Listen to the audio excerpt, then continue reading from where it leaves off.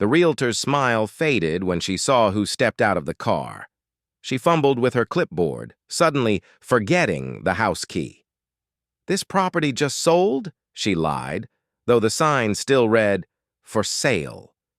What this young black couple did next would expose a neighborhood's deepest prejudice and force the entire community to confront an uncomfortable truth. They refused to sell the house to a black couple. What happened next shocked the neighborhood. Comment your city if you're watching. In the leafy suburbs of Oak Ridge, manicured lawns and white picket fences painted a picture of the American dream. Marcus and Danielle, newlyweds in their early 30s, had worked for years to save for their first home. They found the perfect one, a charming 3-bedroom near good schools, close to Marcus's job at the hospital. On a bright Saturday morning, they arrived for their scheduled viewing, excitement buzzing in their hearts. The realtor had confirmed the appointment just the night before. But when they pulled up, something shifted. The woman waiting at the porch barely made eye contact. Her words felt rehearsed, her posture stiff. Danielle glanced at Marcus, sensing something was wrong. In Oak Ridge, they'd heard whispers about certain families being turned away. Still, they'd hoped things had changed. That morning, they learned how deep the discrimination still ran. The realtor, avoiding eye contact, claimed the house had just gone under contract that morning. Danielle's eyes darted to the "for sale" sign, still bright and untouched. "Really? That fast?" Marcus asked, trying to keep his voice steady. "Yes, sorry," she replied, already turning away. But Marcus noticed a car parked 2 houses down, a young white couple sitting inside. Moments later, the realtor walked toward them, key in hand. That's when Danielle's stomach turned. They decided to stay parked across the street.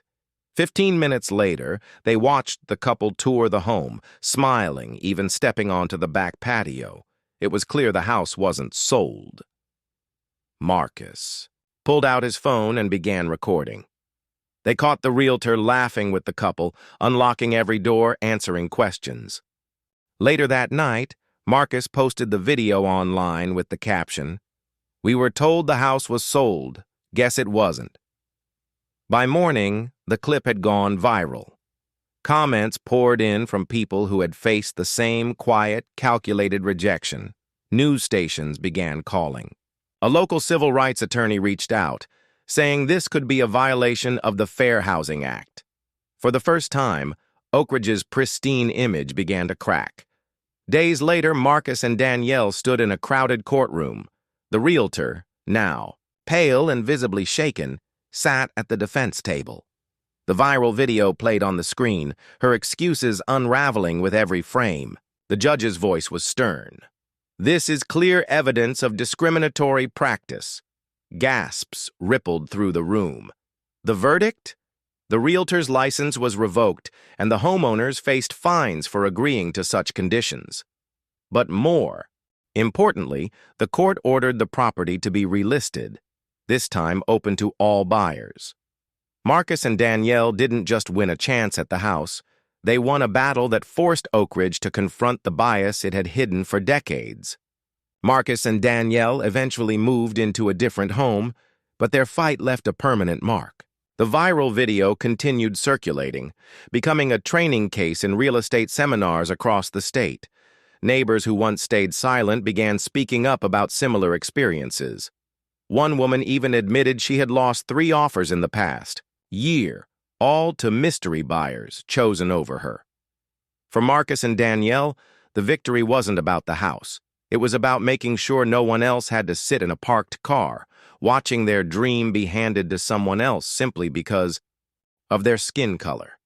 In Oak Ridge, the white fences still stood tall, but now so did the truth.